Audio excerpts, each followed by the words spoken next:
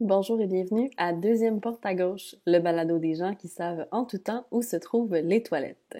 Mon nom est Camille Lemay et aujourd'hui je vous parle en direct de mon salon pour un épisode spécial. En fait, ça fait déjà une dizaine d'heures que vous êtes à l'écoute pour parler avec moi des maladies inflammatoires de l'intestin et tout ce que ça englobe.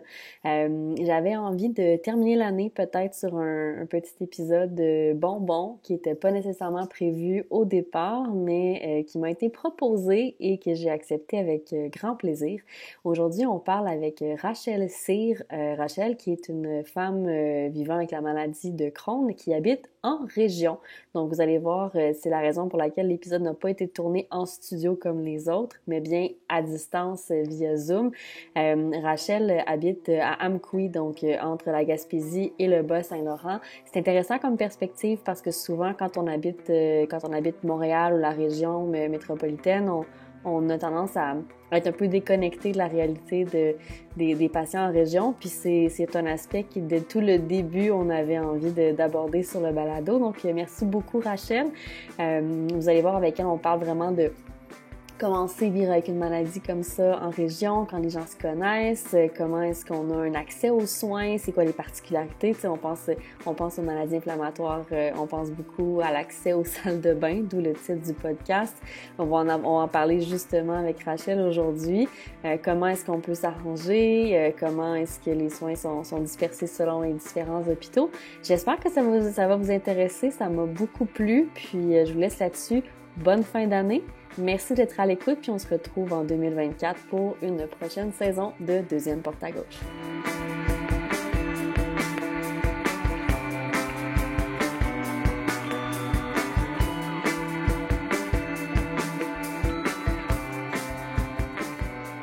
Allô Rachel, comment ça va? Salut, ça va bien toi? Ça va, merci. On se parlait de nos petits virus automnaux, là. C'est la joie d'être compromis, déprimé, supprimé. Comment tu le dis, toi? Moi, honnêtement, au début, je disais immunosupprimé, mais je me considère pas comme une vraie immunosupprimée dans le Ouais. sens que j'avais entendu aussi que je prenais un immunomodulateur. Fait que je suis comme Ok. immunomodulée.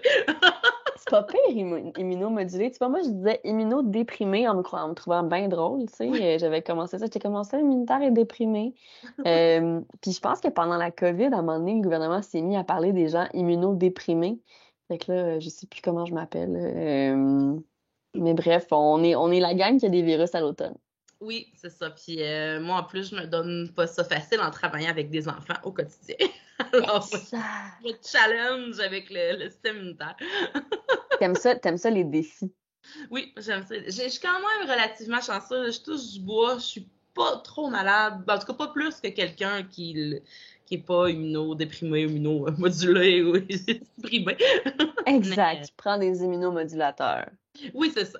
Mais ça va quand même. Puis j'essaie de bien me laver les mains. Puis je fais quand même des mesures d'hygiène le plus que je peux. Mais oui, les enfants font quand même partie de. Je me fais tousser dessus. Puis Oui, parce que toi, t'es éducatrice à la petite enfance, est-ce que je suis c'est ça? éducatrice spécialisée, dans le fond, puis je travaille pour un centre de service scolaire. Puis cette année, je suis dans une classe de deuxième année. Fait qu'en deuxième Hmm. année, ils ont 7, 8 ans, mesure d'hygiène des fois, mais c'est adorable. J'adore ça. C'est vraiment un Ah beau oui. métier.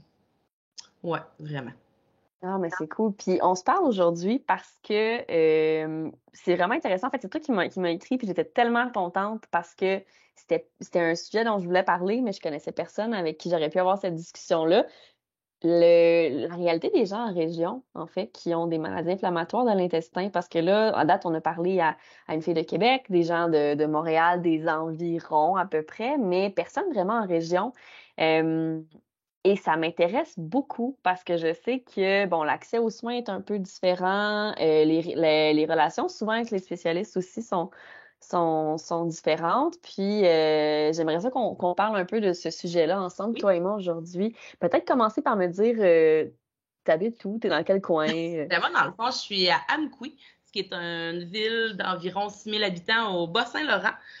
On fait aussi, on passe par Amqui quand on fait le tour de la Gaspésie l'été parce que touristiquement parlant, on est dans la région touristique de la Gaspésie, mais voyons, je vais le mettre à dire, En même temps, on est au Bas-Saint-Laurent au niveau de De l'administration. l'admin, ouais. Oui, au niveau de l'admin, c'est au Bas-Saint-Laurent.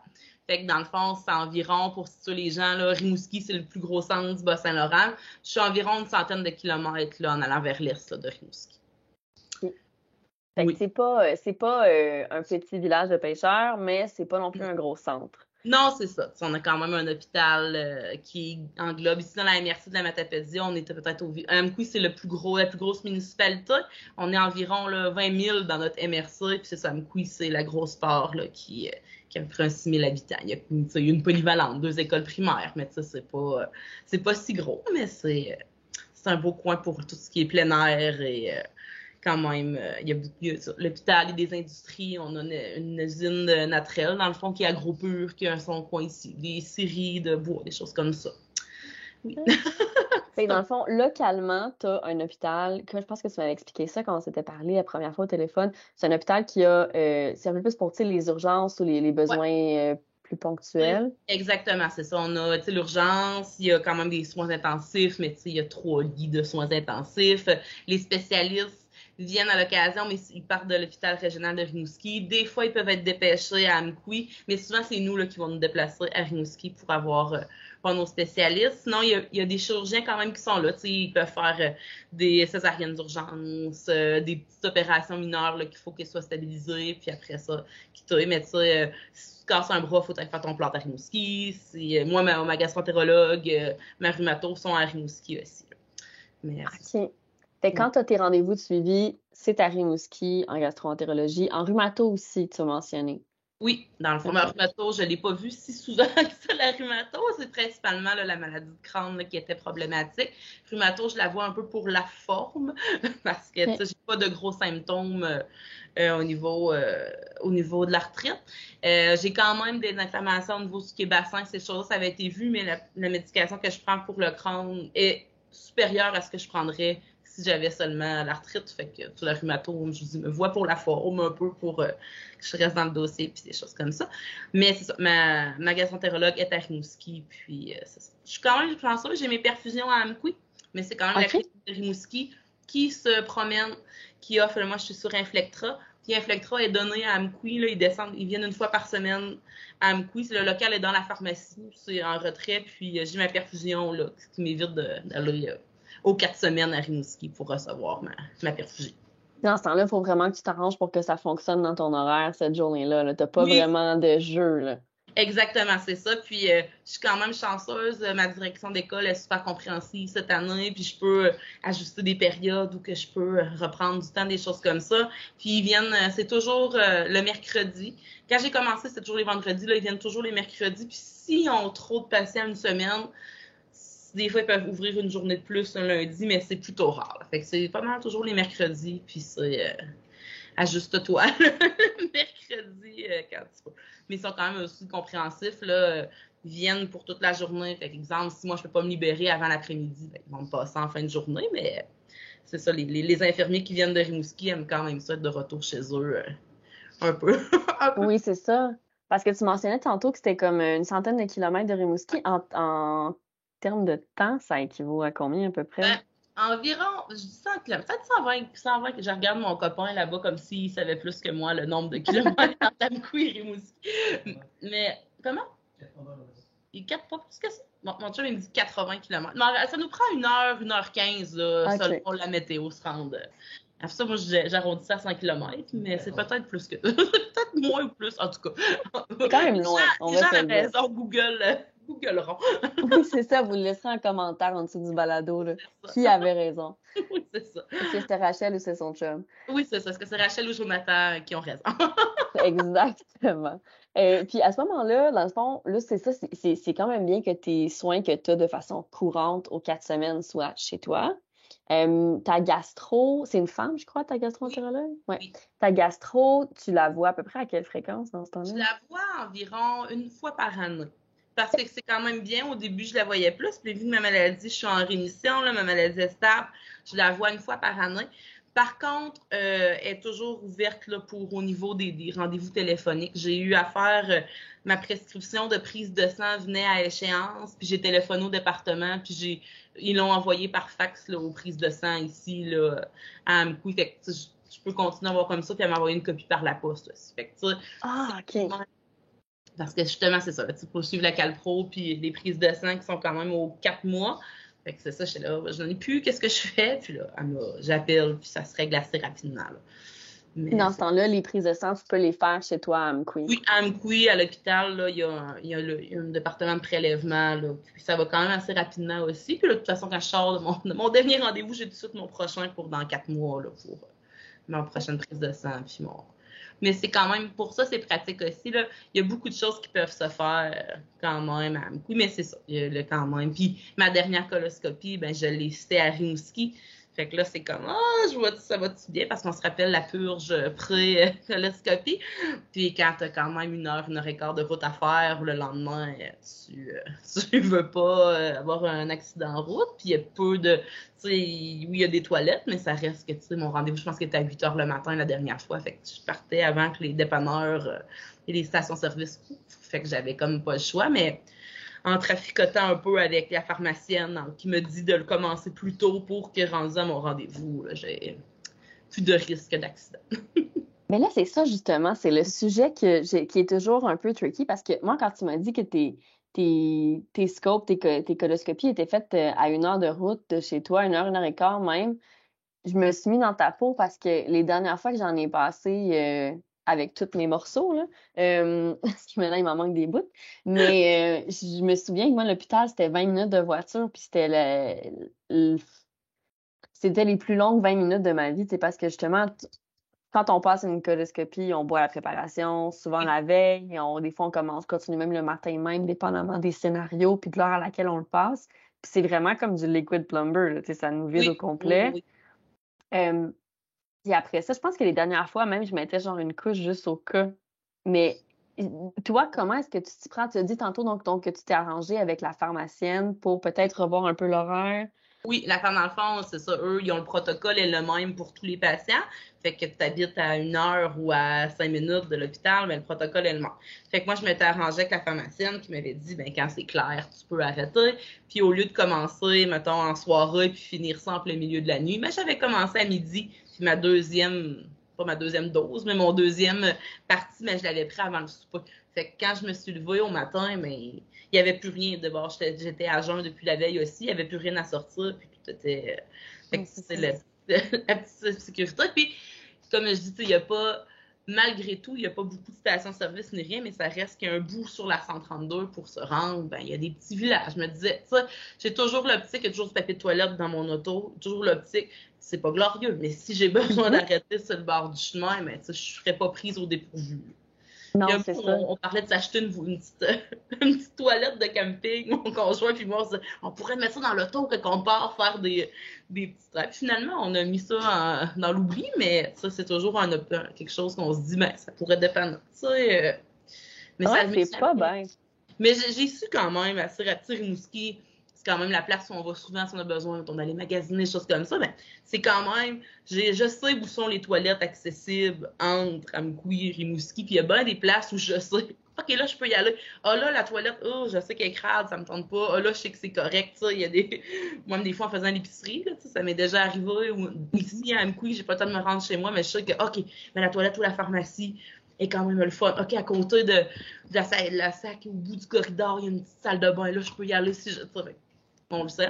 Le titre de ton podcast porte bien le nom. Là. On est les meilleurs partenaires de road trip, dans le fond, parce que on sait toujours où arrêter. Oui, puis on est très compréhensif aussi. Là. Tu sais, moi, il y a des gens qui t'embarquent avec des gens, puis là, ben là, tu sais, s'il y a quelque chose, moi, je vais arrêter. Je comprends. C'est correct. On est en paix avec ça. Ça me dérange pas de faire plus d'arrêts. Puis, effectivement. Mais tu mentionnes que, mettons, tu sais dans quelle pharmacie, tout ça, arrêter si tu as besoin d'aller à la salle de bain. C'est drôle parce que, ben là, je suis à Montréal, puis je sais que c'est pas... Moi, souvent, si j'arrête pour demander à un commerce d'utiliser la salle de bain, la plupart du temps, ils vont dire non. OK. Ça dépend, là. Je dirais que ça dépend toujours comment on l'approche. Oui. Mais ça arrive qu'ils te disent non. Tu sais, même une station-service, une fois où je me souviens, j'ai été arrêtée, puis là, vraiment, fallait que j'y aille. Puis le gars m'a dit non, j'en ai pas de toilette. Puis j'ai regardé, ben, c'est sûr que t'as des toilettes, t'es une station-service.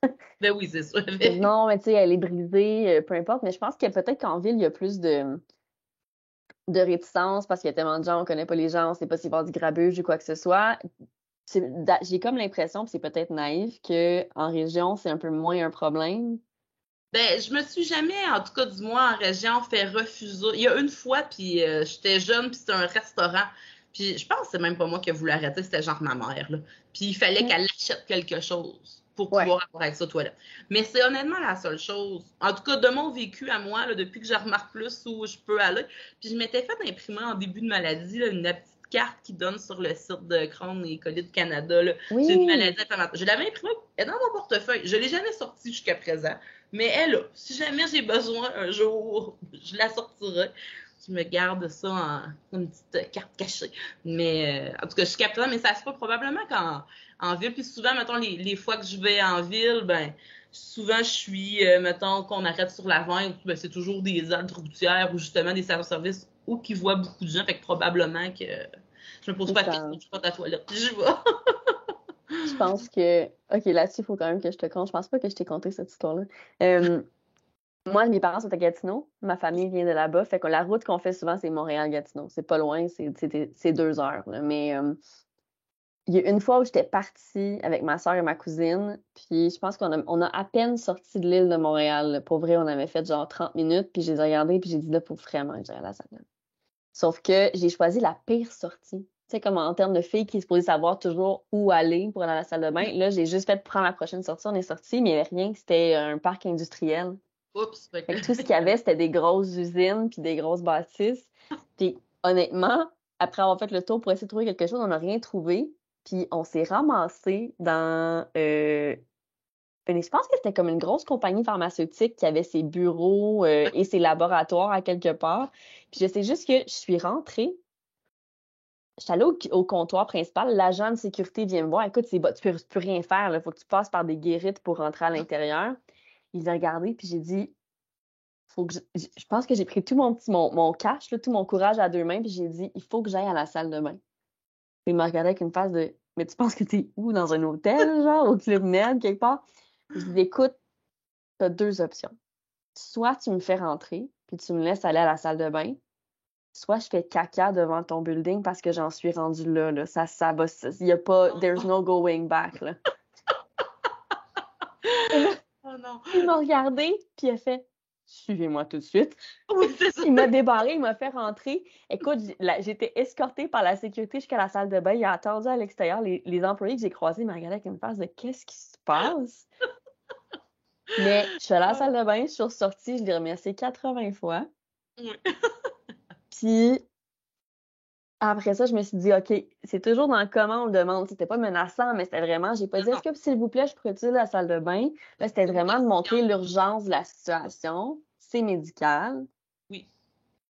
Si je vais pas là, c'est sûr qu'il y en a quelque part. Puis le monsieur, ça devait pas y tenter de faire le ménage après ton passage. Non, exactement, exactement. Mais depuis ce temps-là, justement, je sais à quelle sortie ne pas sortir, parce que le reste du temps, on trouve toujours quelque chose et quelqu'un qui... Mais si tu disais ça, les halls d'hôtel ont toujours une salle de bain proche. Ouais, Ça, c'est un bon truc aussi. Ah, un oui, hôtel où, ouais, ça, ouais. c'est Puis un souvent, ils peu. sont très propres. Parce que Oui, ben c'est oui. l'hôtel, c'est justement, ils veulent garder ça propre pour les invités et tout, puis leur standing, là. Oui. Mais ouais, le truc que j'avais trouvé aussi en voyage, c'était que je demandais plus, quand on se promenait, mettons, dans les grandes villes en Europe ou ailleurs, tu sais, puis souvent, justement, le point, c'est que tu vas trouver un hôtel, un assez gros hôtel, parce que les plus petits hôtels, ils font pas nécessairement la toilette dans le lobby, mais dès que c'est comme une chaîne ou peu importe, on va l'avoir. Puis la question, c'était, je demandais jamais est-ce que je peux aller à la salle de bain, je demandais où se trouvent les toilettes. C'est ça. Ça fait toute la différence. Oui. Ah, on n'a pas le choix. Non, c'est ça. C'est ça. Puis toi, mettons, là, t'as parlé du fait que t'avais ton rouleau de papier de toilette dans la voiture en tout temps. On n'est pas rendu à la petite toilette. Euh, Ça, c'est comme les défis, mettons, faire beaucoup de routes pour aller à ces rendez-vous médicaux. J'ai l'impression qu'il y a des bons côtés aussi à être en région pour le suivi. Quand on s'est parlé, tu m'avais parlé Oui, du moment de ton diagnostic ou en fait les premiers symptômes que tu as eu. Peut-être qu'on peut revenir en arrière oui. parce que je réalise qu'on n'en a pas parlé, là. Ben oui, moi, dans le Euh, fond, j'ai eu mon diagnostic en 2020. Puis, moi, ben là, maintenant, mon médecin de famille a pris sa retraite depuis cet été, mais j'avais le même médecin de famille depuis ma naissance. C'était le médecin qui suivait ma mère durant sa grossesse. Fait qu'elle me connaissait depuis 32 ans à l'époque. Puis, elle m'avait croisée dans un café à Amqui et elle m'avait vue et elle a fait « Ouh, Rachel, ça va pas. » Elle non. avait croisé ma mère qui avait un suivi là, dans les semaines qui ont suivi. Elle a dit « Oh, tu diras à ta fille qu'elle m'appelle, me semble. Ça fait longtemps que je ne l'ai pas vue, j'ai besoin d'avoir. » Puis parallèlement à ça, moi, je commençais à avoir des espèces de petites pertes semi de conscience. Je filais pas bien. Ça m'est arrivé comme 3 fois dans le mois de juin là, que j'ai failli perdre connaissance. Donc, une fois, je travaillais comme l'été, puis des fois la semaine dans une librairie. Puis j'avais été voir ma boss pour mon horaire de l'été. Puis en y parlant après le dîner, j'ai failli m'écraser devant elle. Fait que là, on a fait « Oh, ça marche pas! » Ben non. Fait que là, j'avais été prendre ma pression. Mes parents, il y avait une machine à pression. J'avais appelé ma mère, elle était venue m'aider. Puis là, on a fait « Oh, la pression! » J'avais genre... je me souviens plus exactement, mais c'était quelque chose comme 90/60. C'était vraiment une pression beaucoup trop basse. Moi qui n'ai pas tant tendance à faire de la basse pression nécessairement non plus. Fait que j'avais appelé au GMF, au regroupement de médecine familiale où mon médecin travaille. Puis j'avais eu un rendez-vous. Ça, je pense que c'était peut-être le jeudi ou le vendredi. Puis le lundi suivant, j'avais un rendez-vous. Puis on était début de l'été. Elle m'a vu ça. Elle avait trouvé une bosse au niveau de mon ventre. Puis là, au début, on ne savait pas est-ce que c'était au ventre, à l'utérus. Puis ça a été... Elle appelait là, devant moi. OK, j'ai une prise de sang à faire prendre pour une patiente de 32 ans. Je suis inquiète. Qu'est-ce que c'est? Écho, IRM. En tout cas, ça a été super rapide. Je passais une échographie... je pense le 1er juillet au matin, j'étais à l'hôpital en train de passer une échographie, puis j'avais été voir le médecin genre le 28 ou le 29 juin. Là. Puis après, oui, ça a été rapide. Les prises de sang, c'est la même chose. Puis j'ai été faire un IRM, ça aussi, c'était à Rimouski. Puis il avait pris du retard avec la pandémie, puis on était comme dans l'été de la pandémie. Fait il y a des rendez-vous. J'avais été, je pense, à 4 heures le matin. Oui. En région, on voit rarement ça quand tu vas se faire de la nuit. Puis j'étais comme, 4 heures du matin, passer un IRM. Fait que là, passer l'IRM. Puis assez rapidement, ils ont constaté que c'était un abcès au niveau de mon intestin, ce qui a fait que j'ai eu mon diagnostic. C'était comme une fistule, possiblement, le petit chien, possiblement causée par le crâne. Puis ensuite de ça, je vais te la montrer. Camille, juste le temps. Bien ça. Notre deuxième invité ce soir. Fait qui la tenante. Mais je vais leur envoyer voir mon chat, parce que je ne tiendrai pas comme ça pendant le reste du podcast. Fait que dans le fond, ça a été super rapide. Puis si je me trompe pas, dans la mi-juillet, j'avais vu le chirurgien, puis ensuite ils m'ont installé un drain dans le but de vider ma fistule, mon abcès, qui était assez gros au moment qu'ils ont installé mon drain. Il faisait presque, je pense que c'était 18 cm par 3, c'était une grosse boule. Puis ensuite, abcès était si gros que ça? Ah oui, mais moi, je pense que j'ai pas écouté mon corps pendant plusieurs années. Ouais. Mais tu sais, à cette époque-là, j'avais un autre conjoint qui, lui, prenait pratiquement pas d'alcool ni rien. Fait que là, moi, j'étais une fille de plus de bar avant de me rencontrer. Fait que là, j'avais saqué de sortir, j'avais moins bu. J'avais perdu du poids, mais je pense que ça, c'était en réalité, c'était la maladie de Crohn qui était en train de faire que je prenais beaucoup moins de nutriments. Puis quand j'ai eu mon drain pour drainer l'abcès, ils m'ont redonné 2 transfusions sanguines parce que je faisais beaucoup trop d'anémie, ces choses-là. Fait que là, ils ont fait possiblement un crâne. On va confirmer ça à la coloscopie. Puis là, mon médecin, pendant ça, là, l'appelait, là, non, il faut que ça soit vite. Puis là, même si ça prend des pilules de fer, c'est pas grave, tu y passes quand même, parce qu'en temps normal, il fallait que j'arrête tout le temps. Elle était là, non.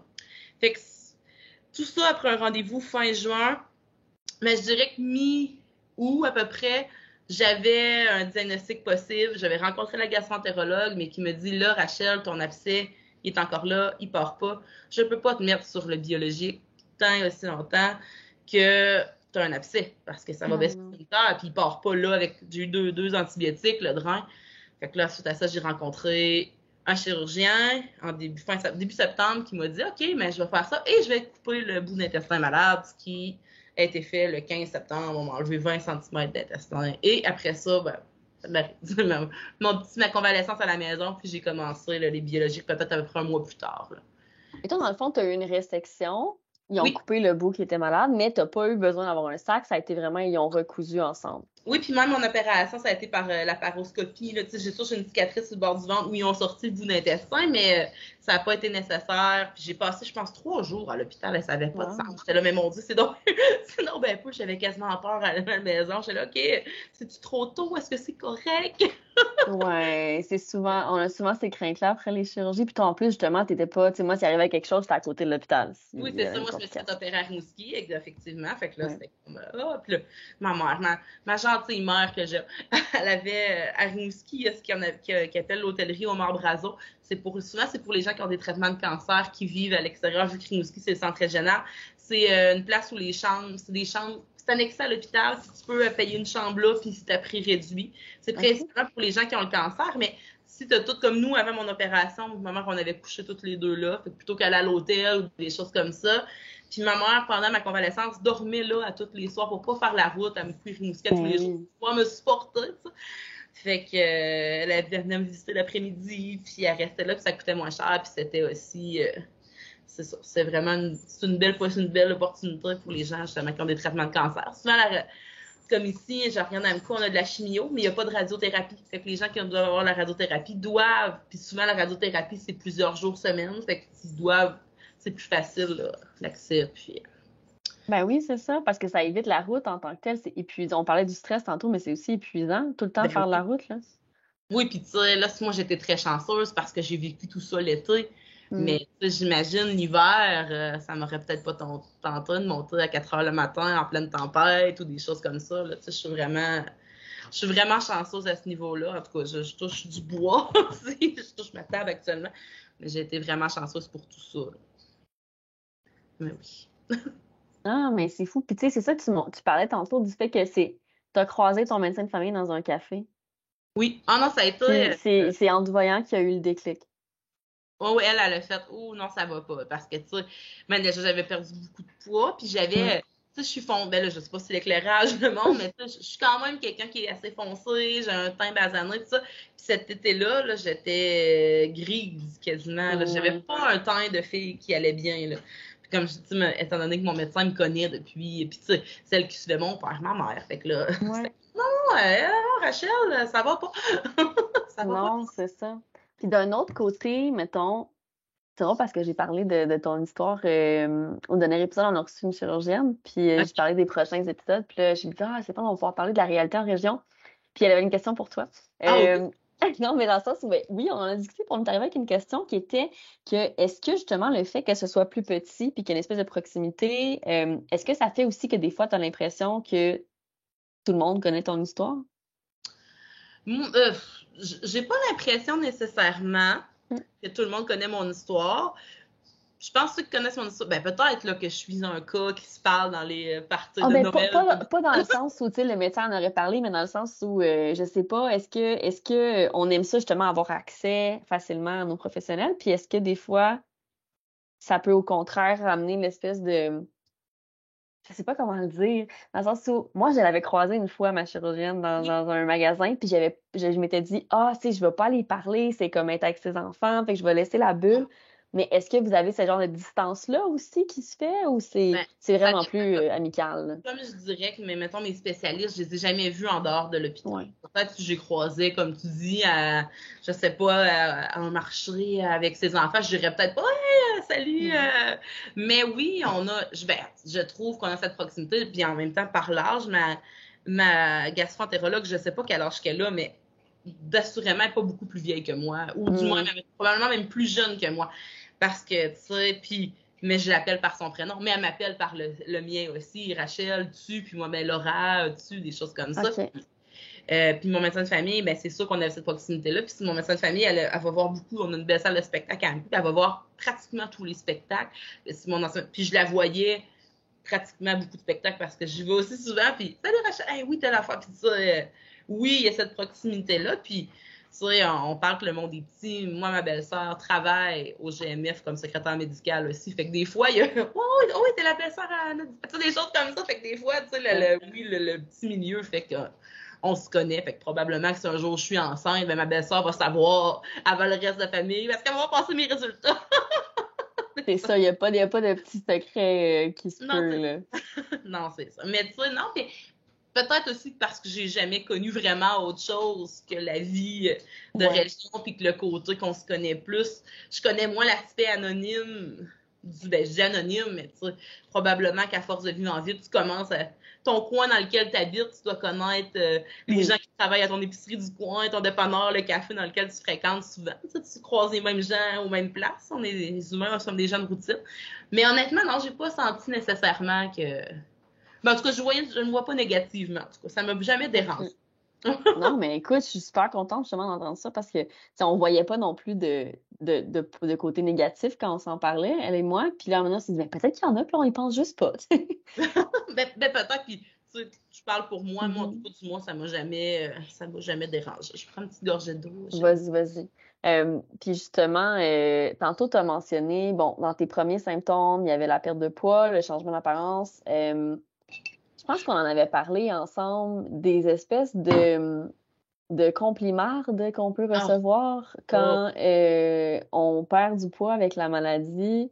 Ça a été ton cas, je pense. Les gens commentaient beaucoup ton apparence. Oui, puis tu sais, on le voit, là, j'ai des bonnes joues, j'ai toujours été une femme ronde, puis tu sais, je me suis toujours trouvée belle, là, j'ai pas de problème avec qui je suis et avec ma apparence, ben un peu comme tout le monde des fois, mais ça allait bien. Puis là, quand j'ai perdu beaucoup de poids à cause que j'étais malade, au début, là, les gens s'inquiétaient avec la couleur du teint, là. Mais après, quand je me suis dit allait mieux, là, j'avais repris des couleurs un peu, mais j'avais pas repris le poids que j'avais, tu sais. Puis au début, moi, je me reconnaissais, juste moi par rapport à moi, je me reconnaissais pas dans mon corps, là, tu sais. Je suis grande, là, je mesure 5 et 9, puis là, je trouvais qu'avec le poids que j'avais, ça fitait pas avec ma grandeur. J'étais comme, oh mon Dieu, je suis pas habituée. Puis je croisais des gens, entre autres une ancienne collègue que j'avais croisée. Mais mon Dieu, Rachel, t'as donc bien maigri, wow! Puis j'étais comme, ah! J'avais répondu quelque chose du genre. Moi, j'ai failli mourir, j'ai la maladie de Crohn, j'ai vraiment eu peur. Puis là, elle a arrêté. Puis ça, c'est la dernière fois qu'elle a fait un commentaire qu'elle a dit ça à quelqu'un. Mais oui, j'ai eu beaucoup de ça. Ah oui, t'as sûrement travaillé fort. Non, j'ai pas travaillé fort, j'ai été malade. Ça n'a pas été une belle période dans ma vie. Moi, cette minceur-là, c'était pas une minceur de genre, ah ben là, je me mets à mieux manger, je vais m'entraîner. C'était une minceur de, je sais pas quand ça va arrêter, puis j'ai peur, puis j'apprivoise pas ma nouvelle apparence physique. Fait que oui, des espèces de, oh wow, c'est. Je me disais, questionnez-vous pourquoi les gens maigrissent. Ça, c'est-tu, j'aurais pu être en dépression, j'aurais pu, je sais pas, m'être en train de me séparer, puis ça va pas bien. Ça, C'est comme un élément qui est tricky. Je t'avoue que moi aussi, on me l'a fait. Moi, je me souviens, tu sais, je dirais pas que je suis ronde, là, mais mettons, dans ma famille, il y a 2 types de shape. Moi, j'ai la shape de mon père. OK. Puis après ça, il y a la shape de ma mère, qui est vraiment faite comme toute fine, toute menue, toute délicate. Puis quand j'ai commencé à être malade, justement, j'étais dans mon poids le plus élevé, je pense, que j'ai eu, qui était pas très élevé, mais tu sais, j'étais comme un mid-size, là, comme on dit, là. C'est genre une taille 10 de pantalon, mettons. Puis je suis passée de genre 10 à 8 à quasiment 6 dans le cours d'un été. Puis j'avais beaucoup de commentaires comme ça. Puis c'est vrai que c'est pas évident parce que, ouais, des fois, tu te reconnais pas dans ton corps. Puis même, tu sais, même quand tu passes des longs moments minces puis que tu reviens à ton poids après, tu te reconnais plus non plus dans ce corps-là parce que c'est bizarre, hein? Quand c'est rapide, c'est comme même quand on bouge, des fois, on s'accroche dans un cadre de porte ou, tu sais, moi, c'est mes seins, des fois, qui sont dans le chemin. Ah ouais, mais j'avais eu le commentaire, mais tu sais, au début, comme ça, j'avais tellement perdu de poids, puis tu sais, moi aussi, là, j'étais toujours tournée autour du, ben, tu sais, je suis toujours un peu, mais 14, 16 de pantalons. Je tourne autour de ça, puis au plus petit que j'ai descendu, je portais des pantalons des 10, mais j'étais petite, puis probablement que j'aurais pu racheter du 8, là. Mais oui, c'est parce que toi, en plus, t'es grande, là, c'est ça. Moi, je suis 5 pieds 2, là. Je me souviens qu'il y avait, ça va être gros ce que je vais dire, mais je le dis quand même, on est un podcast, on a le droit. J'avais le conjoint d'une de mes amies qui avait fait, mais qu'est-ce qui se passe avec Rachel? Elle a même plus de sein. C'est son réflexe.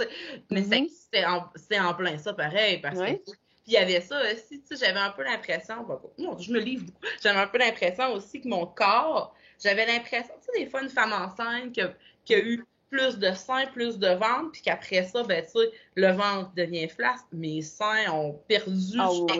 J'avais vraiment l'impression, j'ai dit, j'ai même pas porté la vie ni rien, j'ai pas été enceinte, j'ai besoin d'avoir un corps post-accouchement, tu sais, mais fait que j'étais comme, hey, c'est, je vais pas que j'étais Ah. de ça, mais c'était comme, tu me sens, tu sais, ça me dérange pas d'avoir ça, mais j'aurais voulu le vivre parce que justement, j'avais eu un enfant ou quelque chose du genre. Oui. Ah, ben là, c'est qu'est-ce qui se passe? Mais c'est ça. Mon Là, Dieu.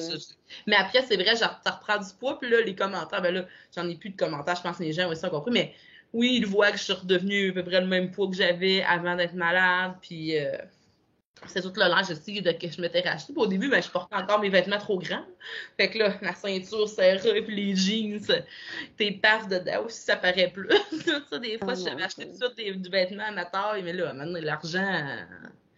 Ouais, ouais. Moi, tu vois, quand j'en perdais beaucoup avant mes dernières chirurgies, j'ai perdu énormément de poids. J'étais rendue, c'était un peu inquiétant. En fait, c'était inquiétant pour les médecins, mais je m'achetais des vêtements seulement au Village des Valeurs, Ah puis au oui. Renaissance. C'est ça que je disais. J'étais comme, écoute, j'ai plus d'argent à mettre là-dessus, là. Je change de taille à chaque 2 mois. À un moment donné, ça fonctionne plus. Puis, tu sais, aussi, mettons, les pantalons, quand t'as mal au ventre, tu peux pas porter. Moi, Non. souvent, j'avais de la misère à porter un pantalon taille trop haute. Là, il fallait que j'aille taille très basse. Là, après les stomies, ben là, il fallait que je trouve les bons vêtements et tout. Mais tu vois, toi, tu avais le corps post-accouchement. Moi, j'avais le corps de ma grand-mère de 92 ans. Ah oui, hein, ça aussi, c'est Euh, quelque chose. Hein. J'avais plus de fesses. Mon père, c'est ça la joke, tu sais, quand je dis que j'ai la shape de mon père, c'est du côté de mon père, ils ont toutes des fesses. Des fesses de Lemay qu'ils appellent les belles petites fesses bombées, là. Puis moi, j'ai toujours eu les fesses de ma mère, qui sont... Maman, je t'aime, mais tes fesses, c'est pas ton plus grand atout. Mais... Et je me sais, mon père, à chaque fois qu'il me voyait, il me regardait puis il faisait fondu du cul.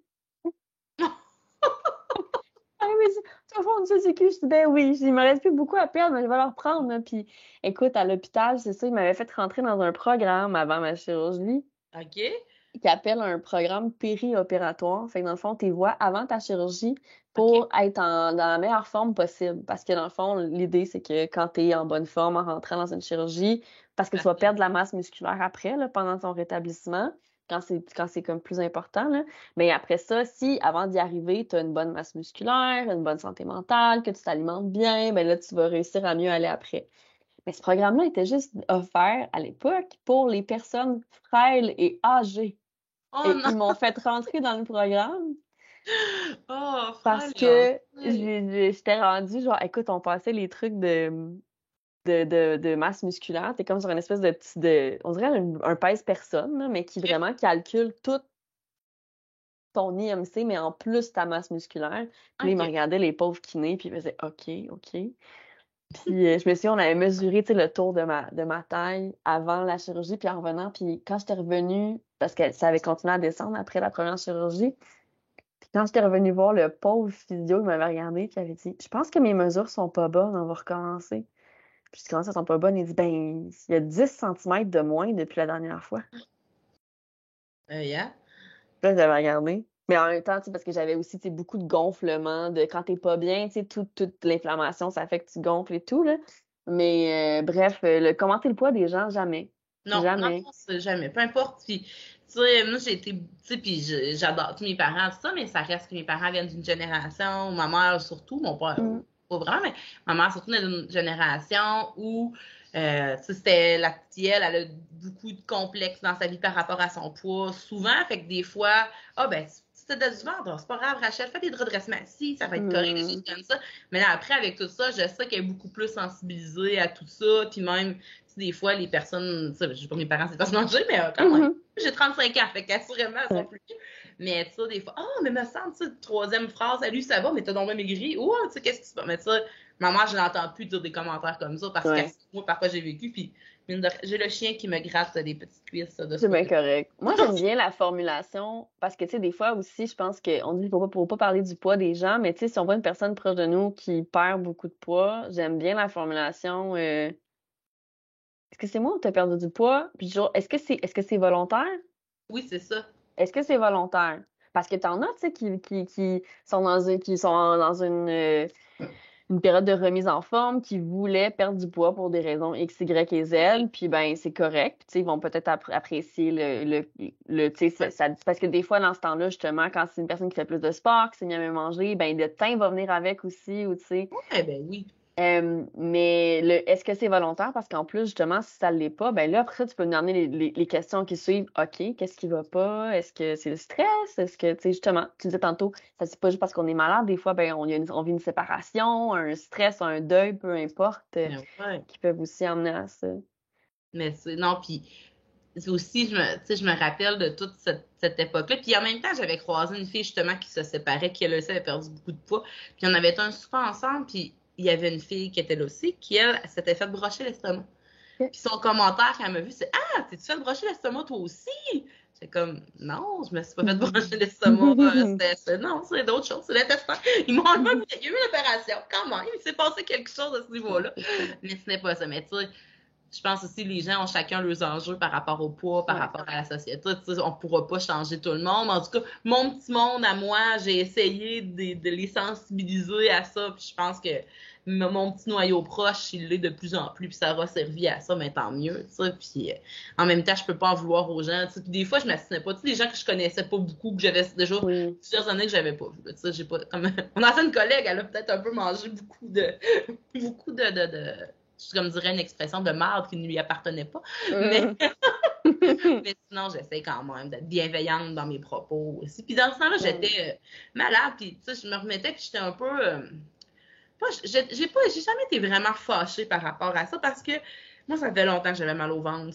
Mon premier symptôme, en réalité, ça a été les maux de ventre, mais j'étais tellement habituée à avoir mal au ventre que je me rendais même plus compte que j'avais mal au ventre. Quand je me rendais compte, c'est que j'avais extrêmement mal au ventre, là où j'avais mal au ventre.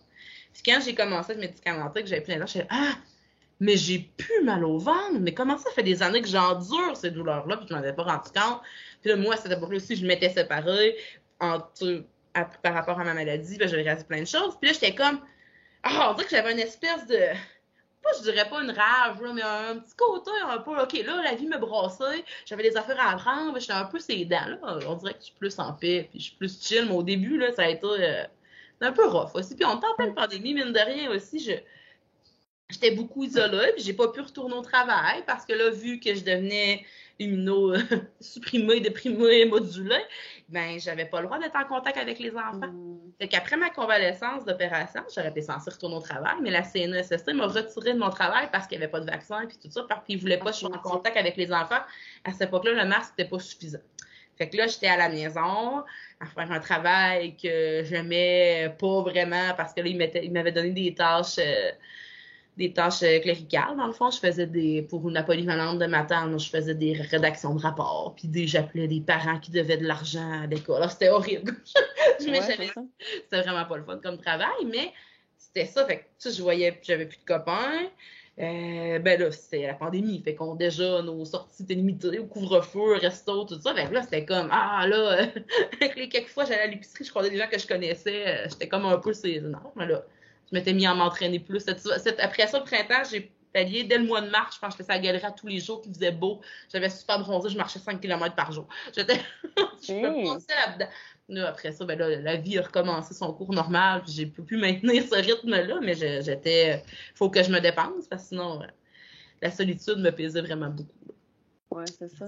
Puis est-ce que justement, tu penses que de ton côté, est-ce que tu as remarqué que la maladie a eu un impact sur ta santé mentale ou c'était vraiment plus ce qui allait autour à cause de la période où tu l'as eu, dans le fond? Je pense que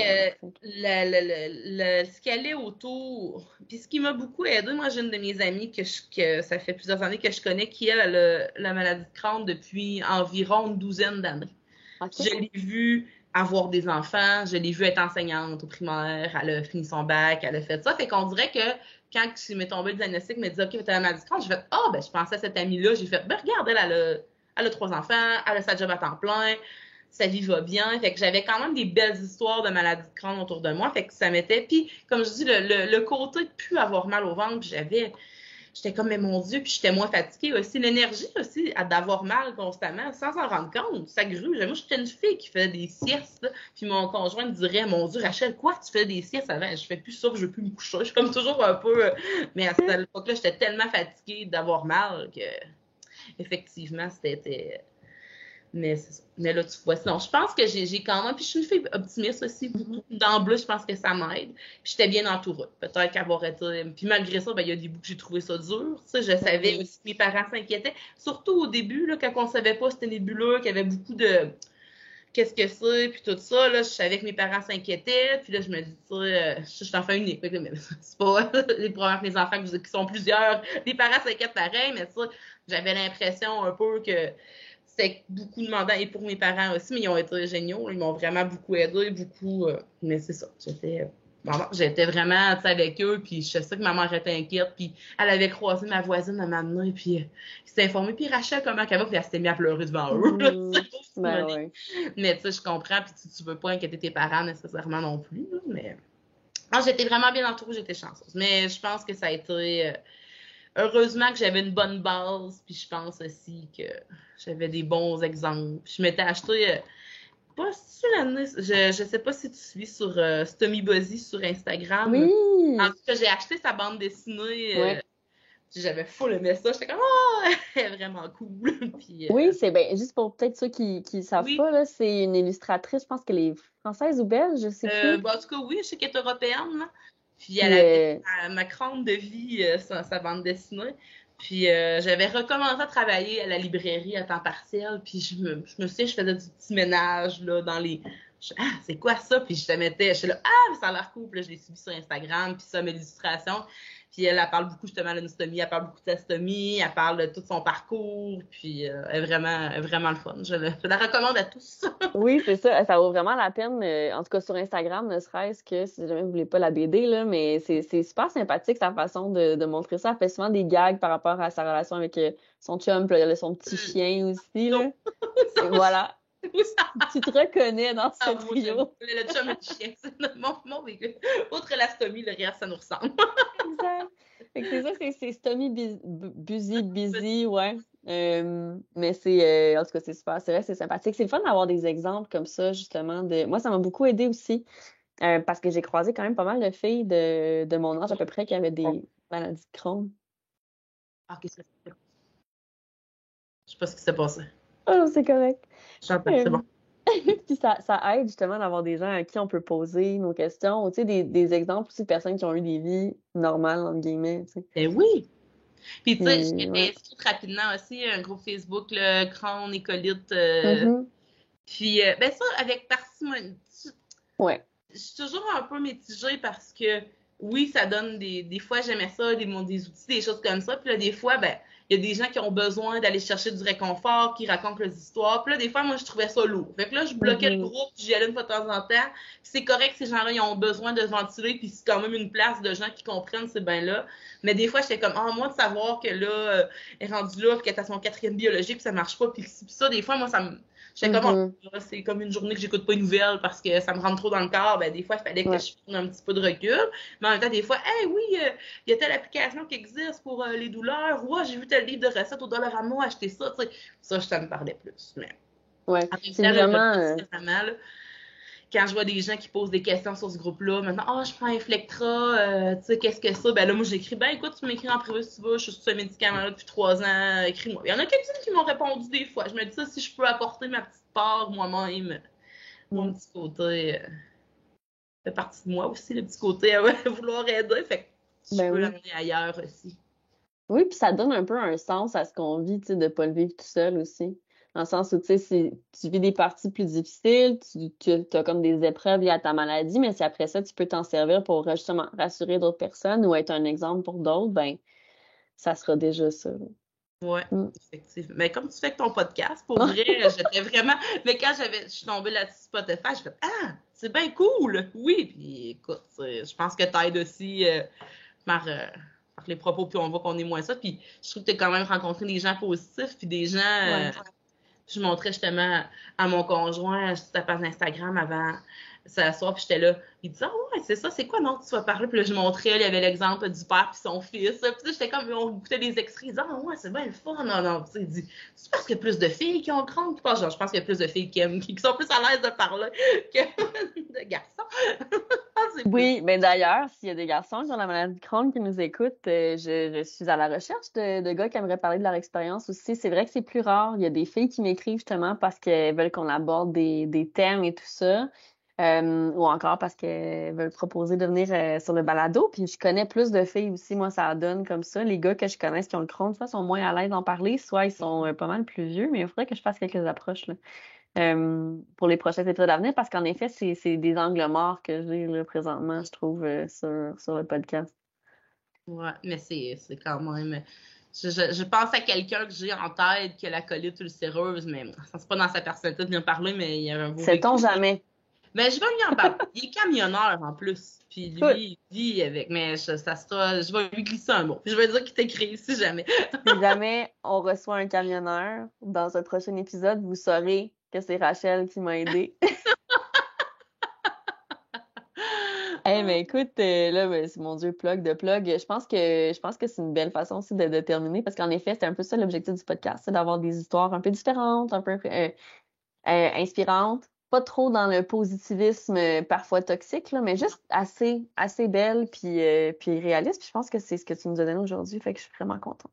Oh, ben merci. Puis ça peut, je peux aider les gens. Puis c'est vrai que c'est pas tous les jours facile, mais quand on le prend du bon côté, déjà, je trouve que ça aide. Puis entourez-vous, puis allez chercher de l'aide que vous avez besoin. Puis gênez-vous pas. Puis des fois, c'est tabou aussi parce que ça reste qu'on parle de caca. Puis on dirait que le caca est un tabou, mais tu sais, moi, je suis rendue que je rentre de mes travail. Mais moi, j'ai la maladie de Crohn, fait que ça se peut qu'après le dîner, je vais aller à la toilette là-bas, puis je fournis de vieilles poux. Ça se à l'aise, puis des choses comme ça. Mais c'est ça. Essayez de... Soyez heureux. En fait, vivez, puis ça fait... C'est pour toute maladie, ou peu importe où. Ouais. Essayez d'être bien, puis pour moins penser à ce que les autres vont penser. Puis... Oui, et mon chum de dire tout le monde fait caca dans le salon. Tout le monde fait caca, c'est vrai ça. Merci. Ça devrait être ça la deuxième ligne du balado. Oui. Tout le monde fait caca. Je vous attends peut-être pour quelque chose de spécial pour le podcast. Oui, c'est ça. Écoute, sur cette belle note, ces belles paroles, je vais te souhaiter une bonne soirée. Moi aussi, Camille. On se reparle bientôt. Yes. Ciao. Salut.